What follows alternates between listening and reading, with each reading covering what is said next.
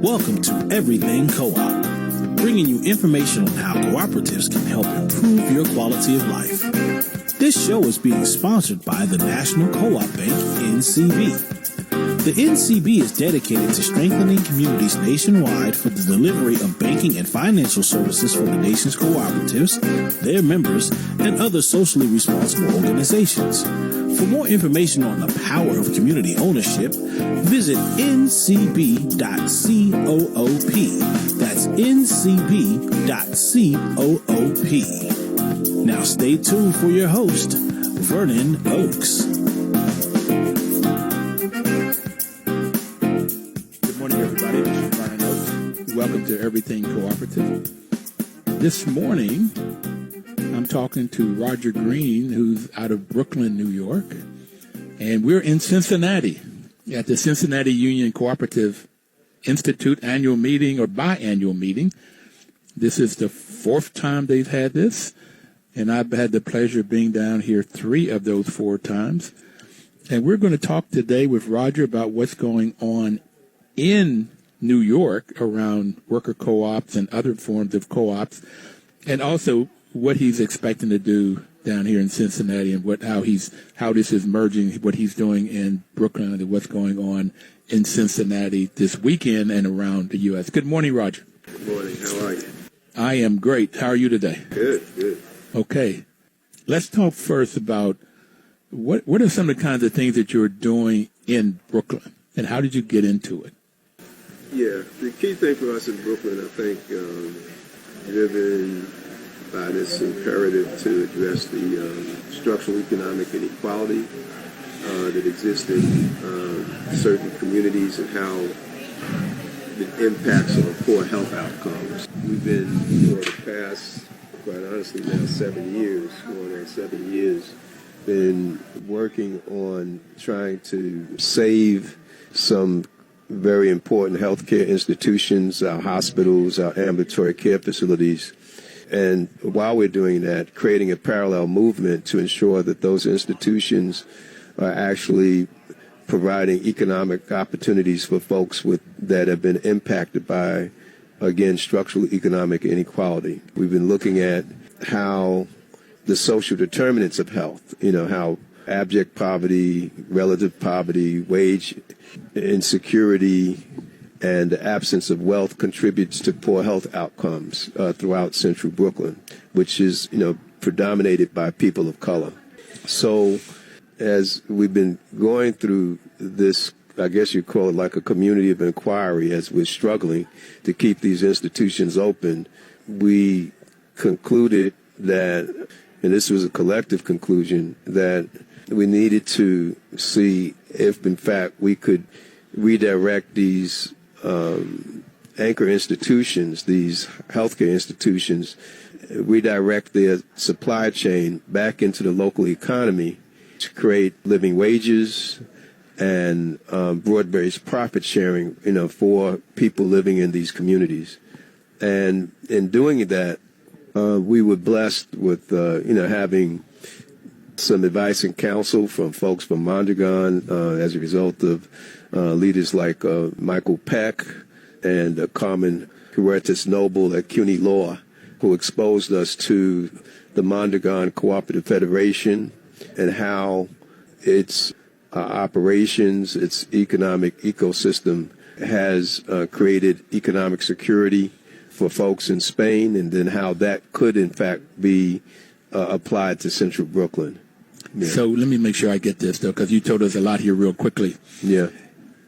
Poor food. I apologize. Poor housing. Yeah. Jobs that don't pay a living wage. That's right. All of these kinds of things sort of like is a funnel to poor health. Yeah, we call those the toxic triggers of poor health. Yeah. Toxic triggers. Yeah. There's a number of different studies that have been released recently that clearly indicates that, your health is more likely to be informed by your zip code even than by your DNA code. If you live in certain communities that are impacted by, let's say, environmental degradation, by food insecurity, by even poor housing, those things can contribute to you having poor health outcomes. And our coalition actually initiated a series of studies throughout central Brooklyn. We've completed 4 studies so far using what's called the participatory action research methodology that goes into communities and as opposed to studying the people in the community, actually having them work with you to participate in qualitative analysis. And in this particular case, we had a series of studies in which the people in the communities themselves said, well, I believe that my poor health outcomes are related to the fact that I can't get fresh produce in my community.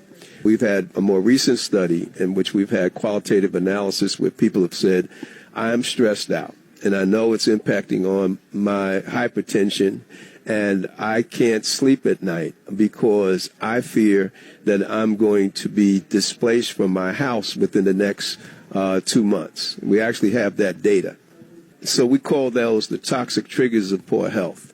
And so I always thought for black folk particularly was eating pig feet and with our diet. And now you're telling me it's where we live, how we, I guess. Well, diet is what diet is, or the. I thought that was it. Yeah, well, it's part of it. Yeah, okay. Yeah, definitely. If you live in a food desert, facing food insecurity, and you're not securing access to healthy, nutritious foods, and the only thing that you get at the corner store is or the General Dollar.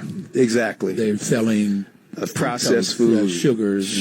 That's right. Yeah, that impacts on your poor health.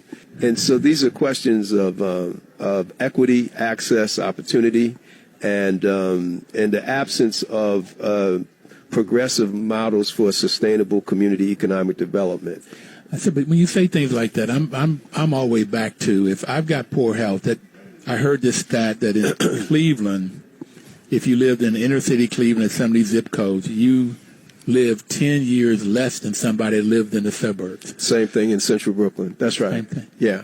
So it's not only poor health, quality of life, and how long one lives. That's right. So it may not be God calling a home. It's that poor food, poor water, that's right. Poor housing. Absolutely. That's it. That's absolutely it. Yeah, no question. We have data that clearly demonstrates that the longevity and the quality of life in central Brooklyn is a lot less than, let's say, in Kips Bay, which is in the, parts of Manhattan, east side of Manhattan, no question about it. And serious data coming out of one of our key leaders, Dr. Torian Easterlin, who was a member of our coalition, who worked with the health commissioner to actually come up with a mission saying that you cannot have good health in New York City unless you embrace an aggressively anti-racist public policy.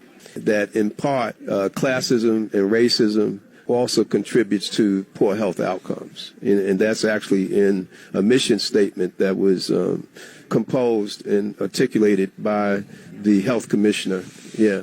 Okay, so you're telling me that this whole thing, racism, this white supremacy, this whole thing in what I call systemic discrimination, if it's not one person saying, hey, I'm going to get you, but our whole system in America, America, is racist, and it creates this class system. And if you're in the bottom class, no matter what color you are, but if you're in that bottom class, then the likelihood is you're going to have poor outcomes, poor health. Oh, yeah, no question. So recently, they've studied this crisis within the so-called Rust Belt, even West Virginia, and they now call the term despairing death. Don't talk about my home now. Well, yeah, you know what I'm saying. Well, that despairing death, yeah, death, yeah, and that has been something that I think many of folks in communities of color have known for some time. That when you look at again poor health outcomes, they are in part related to folks who despair based upon the alienation that they're facing, which is inextricably linked in many cases to structural economic inequality. There's no question about it. There's no accident that the epidemic of opiate-based drugs in certain communities is inextricably linked to folks who despair because they are unemployed. They don't No have hope. No hope. That's right. And so the same thing we see in data that we secured from the participatory action research related to housing displacement in central Brooklyn. People despair, they're stressed out, that in communities that they've lived in for many years, for generations, they're now being displaced. And they can't afford the housing in New York City. And so they're stressed out over that. We have healthcare workers who are moving to the Poconos in search of cheap housing, but they still have jobs in hospitals that are located in central Brooklyn. So they're traveling hours back and forth between their job and their homes, and that's stressing them out, and impacting on poor health care or the quality of care for their patients. And they're saying that in the data, in the qualitative analysis, the interviews that we've had with them, both in one-on-one and in focus groups. And so we compiled all this data and then began the process of putting together public policy prescription to address this issue, and began organizing to address the social determinants of health. Yeah. How did you get into this? It's fascinating, particularly if you have research that can prove it. Yeah. What we thought all the time. Okay. So how did you get into this? Well, for me, it started with a lived experience, my own personal experience when I was in the state legislature, and I'd served there for about 25 years. But at one point when I started, securing so-called quote-unquote seniority, I became chairperson of the Committee on Children and Families, and, just started looking at, doing these thought experiments and looking at, what was happening in my constituency. One incident in particular really got to me. It was, I guess you call it an epiphany, Mm-hmm. I had been challenged by the fact, or my community had been challenged by the fact that many of our children did not secure mental health services. And I was chaired the Committee on Children and Families, and a lot of those children, because they came out of adoption, foster care, juvenile justice system, were in dire need of mental health services, unfortunately. But we didn't have a children's psychiatric hospital. And so most of our children were actually sent to Staten Island. And so we began organizing, and over time I was able to enact a bill to create a new psychiatric hospital for central Brooklyn, which was located in Brownsville in East New York. $54 million complex, and I never forget the day that we did the tour and the ribbon cutting. I'm, peacocking. Excited. I'm peacocking around. I got my chest poked out. Listen, I'm going to come back and find out how it felt with your chest poked out. Okay. Okay, after we take our break. Okay. Everybody out there, please don't touch that dial. All right, no problem.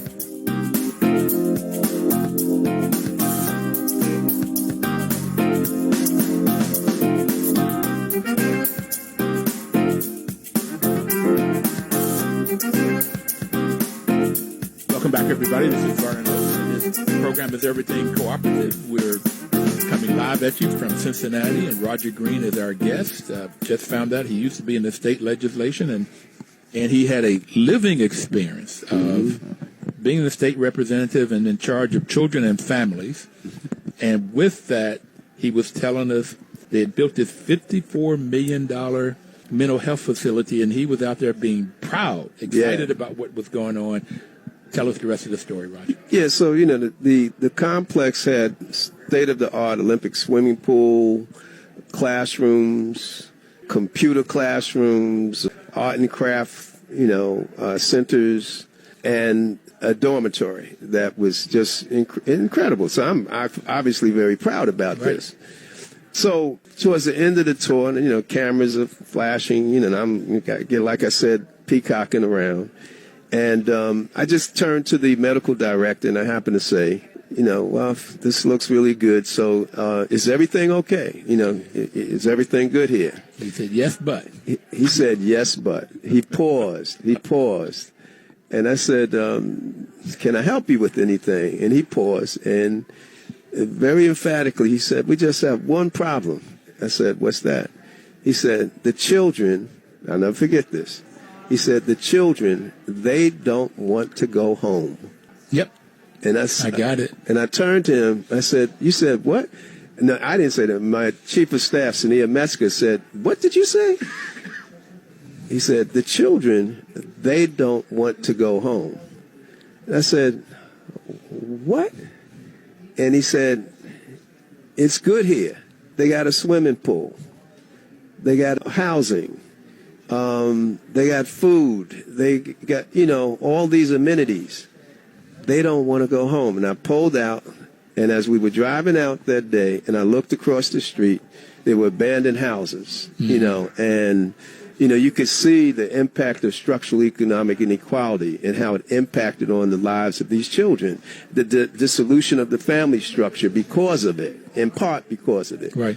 And then I started thinking, and I said, and on top of that, you have this entity, and my brain is like spinning now, and I'm thinking, we put all this money in here, and the purchasing power, and the procurements, and all of that. I said, but it's disconnected, from the community, And I went home that night, and I never forget. So I was talking to my wife, and she's vice president of the 1199, and she said, Roger, it's probably like that with every other damn hospital that we have throughout the borough of Brooklyn, which incidentally were under the threat of closing. And that's why I was in the state legislature, but that thing bugged me, and I kept thinking about it, and then started thinking about what should be the role of the elected officials, not only in the context of institution building, but of ensuring that those institutions are actually being of service to the community. And then, of course, the Interfaith crisis occurred, which is another hospital which was closing. And then I started looking at this from the perspective of this disconnect that these institutions have, where there's no democratic accountability in which the community can draw and define the type of resources that they should actually be providing to the community. And, that's the thing that got to me. So I take it that's the bridge of why you're here now. That's the bridge of what co-ops are all about. Yeah, I think so. For me, what I look at is when you look at a political economy, it includes not only the fiscal policies that come from the government, and how they're shaped and formed, but the institutions within certain communities and whether or not those institutions are aligned with a progressive transformation for particularly communities that impact our structural economic inequality. So if you have a hospital that's purchasing toilet tissue and soap and pharmaceuticals and laundry, who's benefiting from that? Not the people in the neighborhood. Right. And if it's not the people from the neighborhood, what that really represents is social welfare colonialism.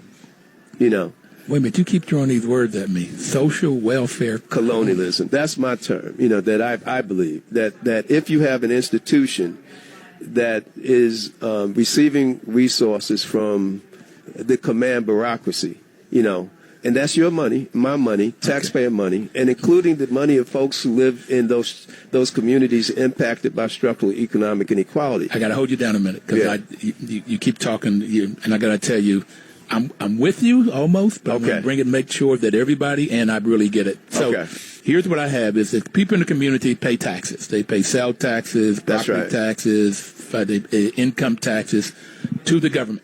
And to create programs like Medicare, Medicaid. The government takes that money and they create those programs, but they also will pay for a hospital. 68%. 68% of all voluntary hospitals. 86% of the revenues for all voluntary hospitals comes from taxpayers. Okay. So taxpayers are paying those people, that all of this money is coming in, but those hospitals and those institutions, whether it's schools or hospitals or universities or whatever. That's right. Are taking their business to people outside the community. Absolutely. And so the community doesn't get any benefit of all of that generation of wealth, that moving of the money around. That's right. It skips over the community and goes outside. That's right. In fact, in this particular case, healthcare sector supply chain is valued at $40 billion a year in New York City alone. All right. And in fact, the supply chain for the voluntary hospitals and the public hospitals, all right, the supply chain has been essentially, the contracts, purchase orders have been outsourced mostly to right to work for less states. to states like Alabama, Mississippi, North Carolina that have right to work for less laws. That's right. And I'm going to tell you, the hospitals in New York yeah, buy stuff from the South. that's right. That's right. That's right.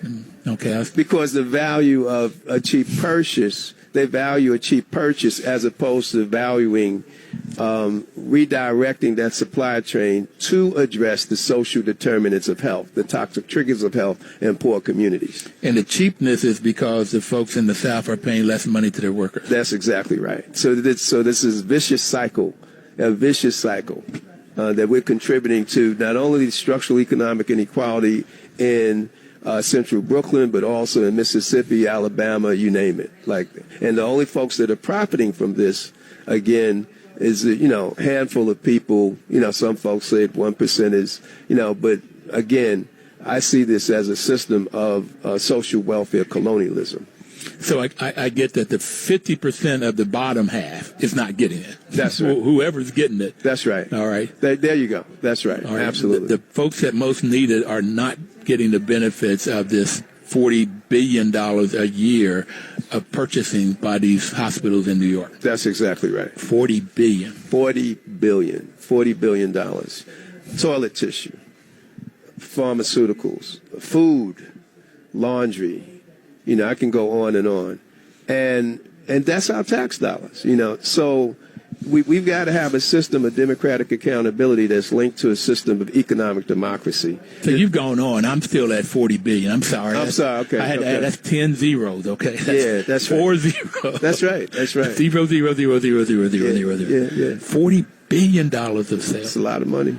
That's a lot of money. A lot of purchase orders. That if orchestrated correctly, directed correctly, could create living wages and broad-based profit sharing for folks that then would enhance their health outcomes. Yeah. So if you take that $40 billion, stop buying it from the South where they're not paying anybody any money, and then put businesses in Brooklyn or in New York where the people in Brooklyn and New York can work there and make a living. That's right. Okay? That they can then buy what they need, whether it's food or housing, health care, whatever they might need, good water, then they have better health and the whole community survives. And I would think that the institution would provide. That's the point. That's the point. You'd have a virtuous circle instead of a vicious circle. Yes. And that's the difference. And that's exactly right. Yeah. Virtual circle instead of a virtuous circle. Virtuous. Yeah. Instead of a vicious circle. So I mean that's the point. Yeah. That's exactly. And it's logical. See, we are on autopilot, with all of this stuff that keeps us despairing, having poor health outcomes. And dying young. Autopilot with anti-democratic processes. We're just on autopilot. We have to stop. We need there's Grace Boggs talks about we're at a turning point, and I think that's what I would like to articulate. We're at a turning point, and we need to think differently, step out of our own ghost, and begin the process of, redefining, how we're going to restructure our community and our democracy. I think that's the key. Well, we're going to take our second break, and then we're going to come back, and I really want to talk to Roger Green about this turning point and stop our own ghost, and figure out what we can do, and that's why we're here in Cincinnati, and that's why the whole cooperative movement. All right, please don't touch that dial and come back and figure out how we can live longer and live happier. We'll be right back.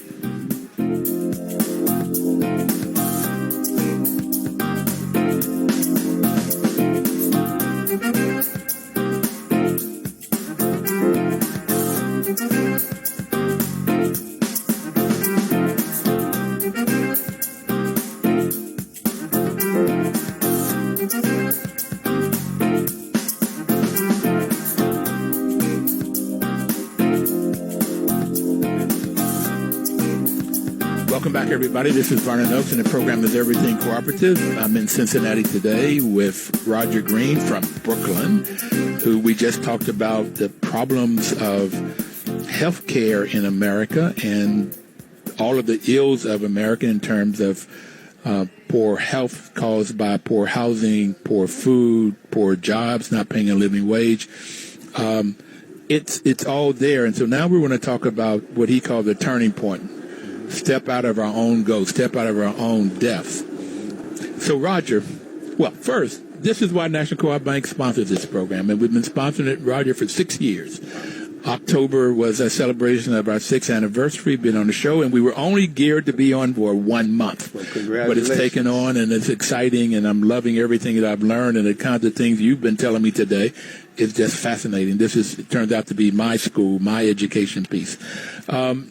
And National Co-op Bank is an organization that was started in the mid-'80s to help co-ops and their members by providing financial products, okay, particularly in low-income communities. Mm-hmm. So New York and Brooklyn is ideal for for their charter, their mission-driven bank, okay.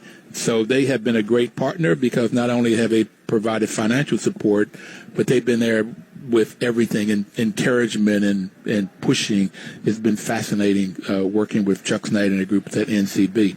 So now we want to talk about this turning point. How do we stop dying so young? What are you doing? Well, I think, Go ahead. So we did an autopsy, if you will, looking at why there was this disconnect between our hospitals and the local economy, and began to essentially say that we needed a paradigm shift in which we should redirect the supply chain back into the local economy, but not doing it in a traditional way. Looking at unionized worker co-ops as a model that would enable us to provide folks with a living wage and broad-based profit sharing within an enterprise. And also that worker co-ops, if organized correctly, and if they were true expressions of democratic practice with workforce democracy as part of it, also would contribute to the larger crisis that we're facing within our community, in fact, in the nation, which is a crisis in our democracy. We felt that the practice of democracy is important to the long-term democratic project of the United States, and if a worker is living most of his life in an undemocratic enterprise, we think that contributes to the growing alienation that exists within our society. And so the concept basically is let's be democratic, let's have democratized labor, democratized capital, and democratized wealth. And how can we do that? Well, we could start by looking at the models that was started here in Ohio, with the agreement between the Medgar Cooperative Federation and United Steelworkers.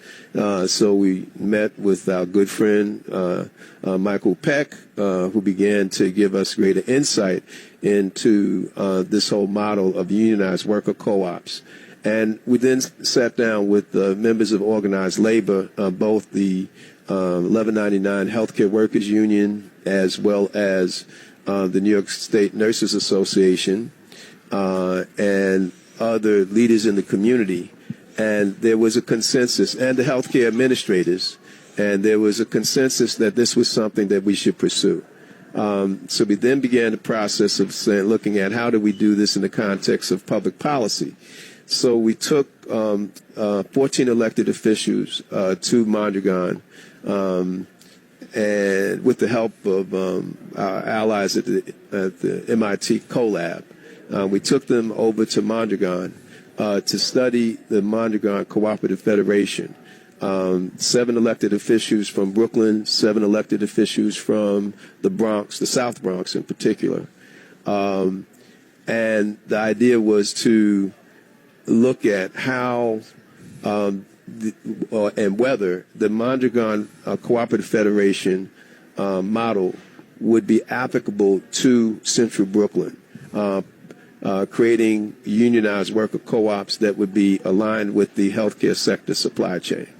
And so there was a resolution that would make sense, and that we should create economic infrastructure to begin this process. So we've incorporated a company, 501c3, a nonprofit community development corporation called Citizen Share Brooklyn. All right. Citizen? Yes, Citizen Share Brooklyn. Share Brooklyn. Now, okay, that's what I want. You said you want to combine this union worker co-op, and a worker co-op is a business that's owned and controlled by the employees. That's right. So you want to create these businesses that's owned and controlled, democratically controlled by the employees. Yes.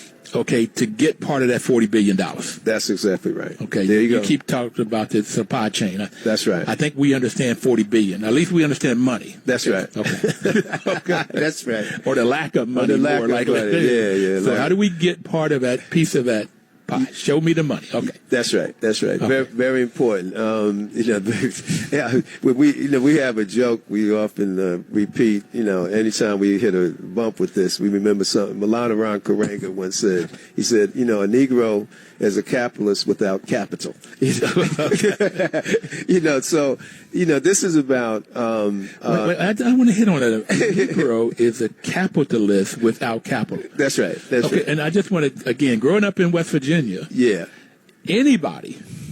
Okay, in our little neighborhoods was black and white. We didn't have any Asians, didn't have any Native Americans. We had one lady from one of the islands, African person from one of the islands. But for most part, they're just poor people. That's right. So with anybody that's in that 30% or below the median family income, 50% or below the median family income are capitalists, because I like that motto, that we can pull ourselves up by our own bootstraps. Right. Yeah. I like that model and that idea, but we have no capital to get started. That's right. And most part, the capitalists won't loan us money because we have no capital. That's right. There's nothing wrong with capital. The issue is how capital has been manipulated and polarized. That's one of the problems. And I think what we're saying basically is that we need to democratize labor, democratize capital, and democratize wealth. That's what we think we need to do in order to address the structural economic inequality that causes poor health outcomes within our communities. And so that the thinking, and it was first aspirational, was that, well, perhaps we need to look at worker co-ops, as a model, and there's a history of that in our community, as you know, dating back to, when the Knights of Labor actually allowed African Americans to enter their union, and the Knights of Labor experimented with worker co-ops, the work that Fannie Lou Hamer did, Ella Baker, was actively involved in the formulation of worker co-ops, and Marcus Garvey and Dr. Du Bois. Somebody said one of the few things they agreed on, that they didn't argue about between Du Bois and Garvey was the concept of a worker co-op, because the concept was basically that as we struggled for economic self-reliance, that worker co-ops also created a culture of democratic practice that would be necessary in struggling against other forms of oppression within our community. Right on. Yeah. Now, I just want to get a plug in for Dr. Jessica Gordon-Nimhart. Oh, that's right. Who wrote the book Collective Courage, which was my education, my Bible on blacks in co-ops. And all those names plus. Yeah. Okay. Yeah. All were Martin Luther King. That's right. Rosa Parks. I mean, all of these civil rights leaders believed in this cooperative model, but it's just not taught. Right. It's not taught in our communities. It's not taught in our schools. Exactly. Okay, and so that's one of the reasons for this radio program, to get this out there. And I think you hit on one of the most important issues. And in fact, when we took the elected officials to Mondragon and came, we studied, it was very clear that when they started the Mondragon Federation, it started with a school. You start with the mastery of knowledge, skills, and values that are necessary for this type of transformation, this type of economic enterprise.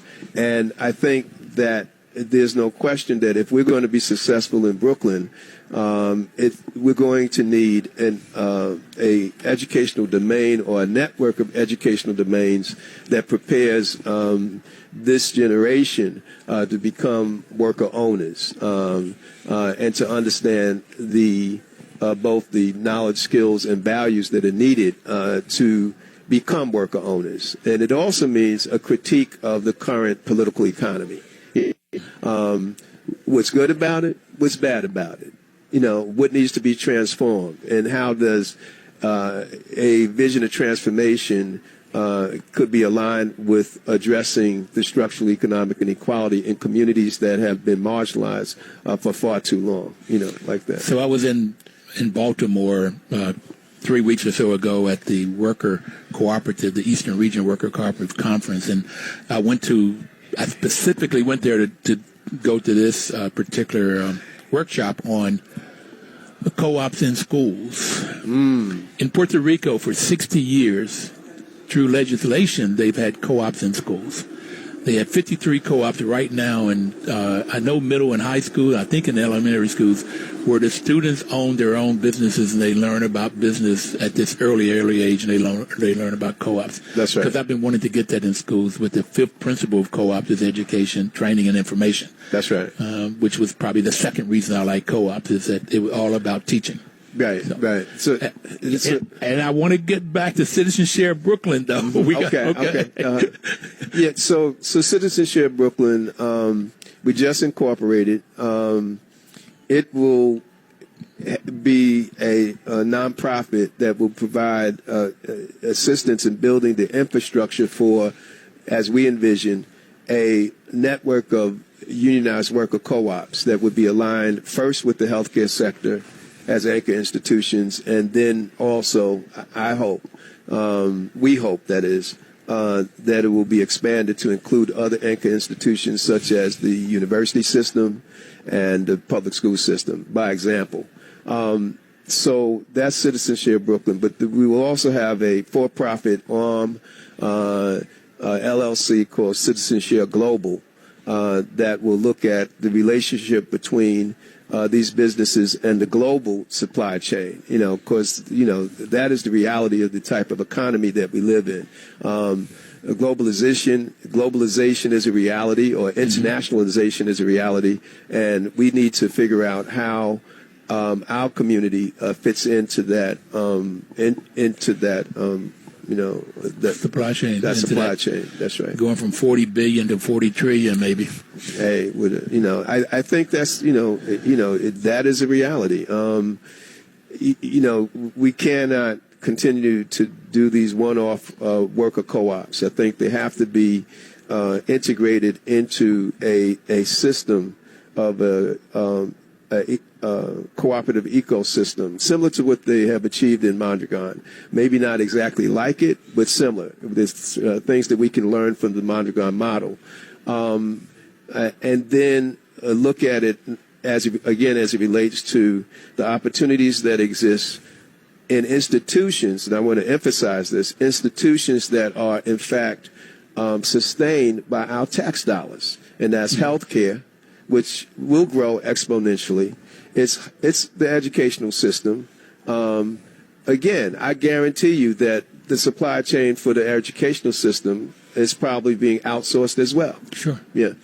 Perhaps to those same people. Maybe. But we also haven't talked about the jail system and the number of people in jails. And exactly. How we can get some co-ops inside the jails so that folks can learn about co-ops. And then when they come out, they not only have a job, but they'll have a community that supports them. That's exactly right. In Italy, I think people at 5% recidivist return back to jail. We're here at something like 70-80%. When we were in Mondragon, that was the third rail. In New York City.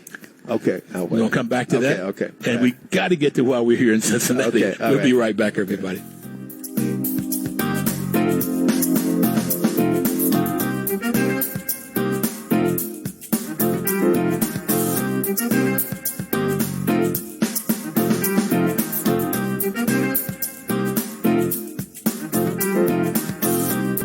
Information is power. This is Vernon Oaks. The program is Everything Cooperative. We're here to give you information about co-ops. We're talking about our economy, the U.S., and how racism has affected people's health, people's lifespan, quality of life. So we give you this information so you can go out and find a co-op and buy from them, or you can decide that you want to create your own. And this is what Roger Green and the folks there that they're working with are creating in Brooklyn and around Brooklyn. And we were talking about Citizens Share Brooklyn before we left off, and we want to get back to that. And, Roger, I'd like for you to talk about why you're here in Cincinnati. Because we want to learn.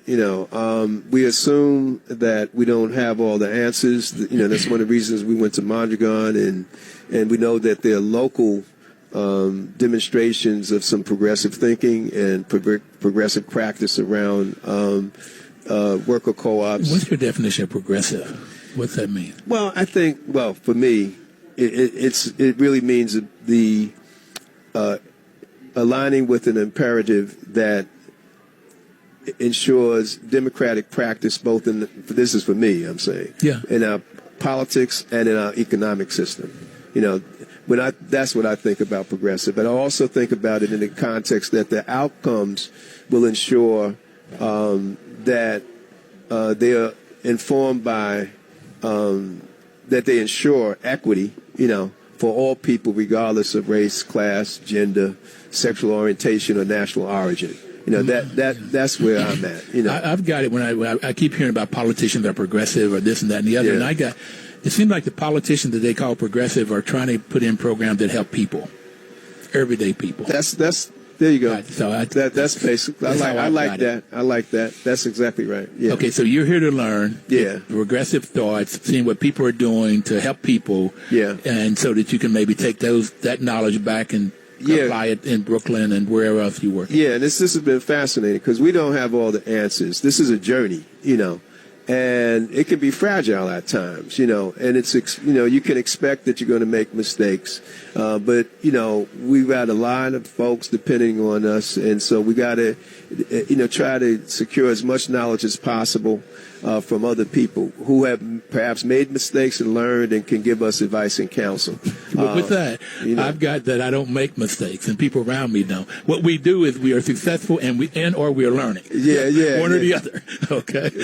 I always go back to, I think it was Amilcar Cabral, who's, leader of national liberation movements in Southern Africa, and he says, tell no lies, claim no easy victories, and I think that's a very good admonition that we can follow when we're out here trying to engage in these types of struggles. The importance of self criticism and being humble enough to know we don't have all the answers. No. We really don't.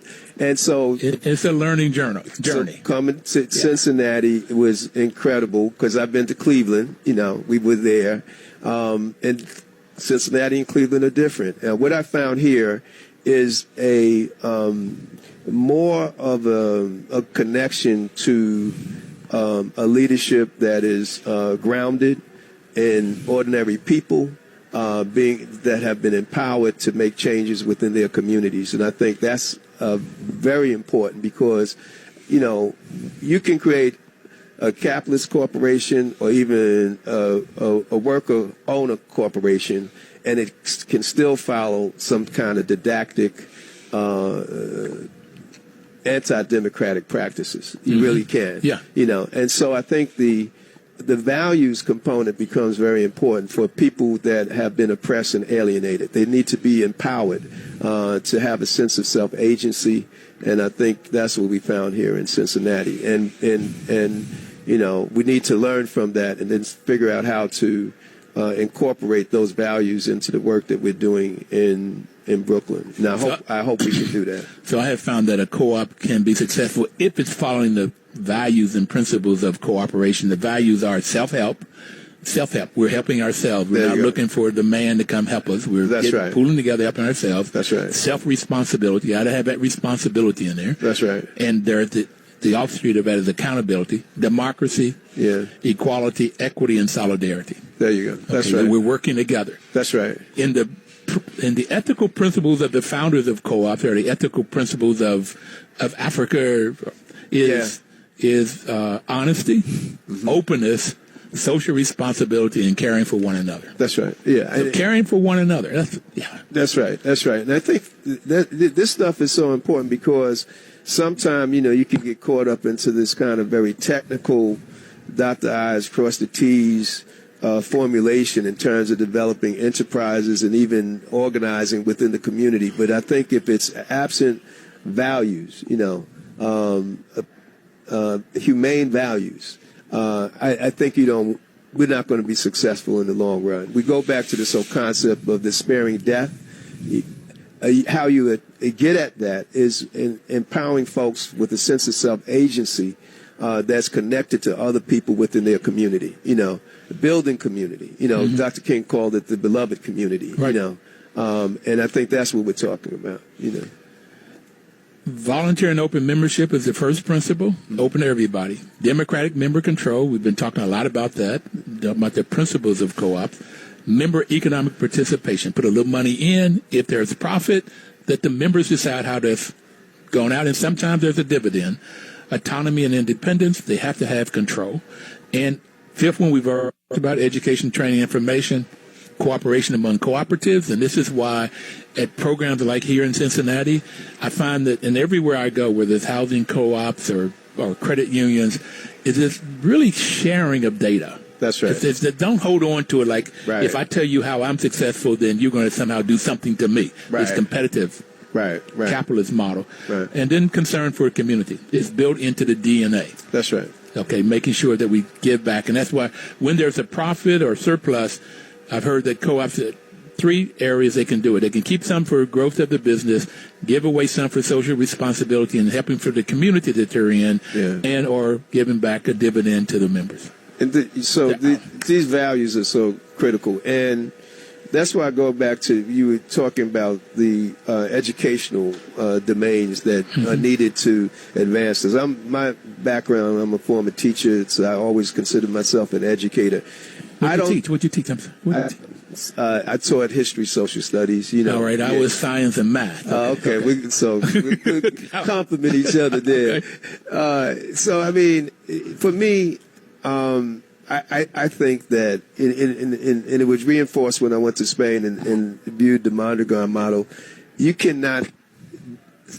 We're not going to be successful if we don't have strong educational institutions that the appropriate epistemology and pedagogy to advance the knowledge, skills, and values needed, for worker co-ops, and placing that in the context of a movement for economic democracy, to build economic democracy that would be parallel to political democracy within the United States. That's what I think, And so I think the educational system becomes very critical.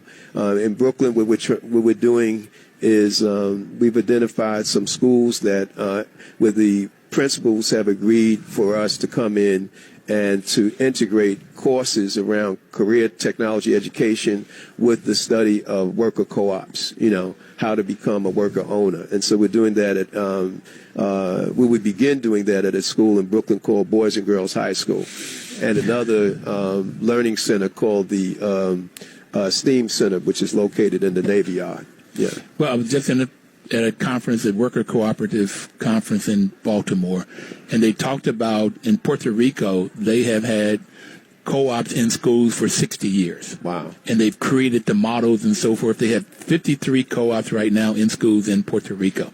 So I'd like to hook you up with the people that was in there so you can learn from their model. Absolutely. Okay. Yeah. I would love to. There's a huge Puerto Rican population in New York. That's right. Matter of fact, I taught at City University one year out in Jamaica, York College. York College, okay. I taught math out there. Oh, wow. And out there, what I noticed out there, and I was a little bit younger then, out there was a fight between the blacks and the Puerto Ricanians for the crumbs off the table. Yeah. Then I taught at San Diego State, and there was a fight out there between the Mexican Americans and the blacks about the crumbs on the table.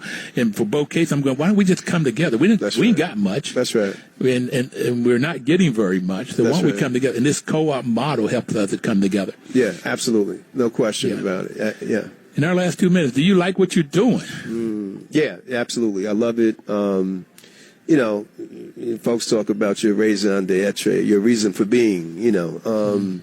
And, you know, mine has always been about, you know, education, children, families, and how we create a, you know, a better life, you know, for folks in our community, you know. And I'm no different than anybody else, you know. I've just been blessed, given the opportunity that I can express it, you know. And I think those of us who are given these opportunities, we got to do the work, because a lot of folks would like to do what we're doing, but they can't, you know, stuck in these jobs that are, you know, in conditions that are anti-democratic and oppressive, that they're not contributing to the larger community. So if we, you know, given an opportunity, and I've been given many, you know, I served in state legislature for 25 years, and then came out of that, and I'm still healthy, and I'm able to do a little something, you know, why not? I think for me, at this point in time, and I know my colleagues would say this also, you know, with the work that we're doing now is seed corn, because we have to have an intentionality to transition this on to the, you know, future generations. Right. Yeah, we got to. And that's really why I'm doing this now. You know, one of my colleagues, Maurice Reed, and he's an incredible leader. We call him Job. You know, he's got the patience of Job. You know, he's the one that's, you know, inspiring us to move forward. Yeah. Thank you very much, buddy. You've taught me a lot today. Everybody out there, thank you for listening. Hope you could be with us down here in Cincinnati, and please live this week cooperatively.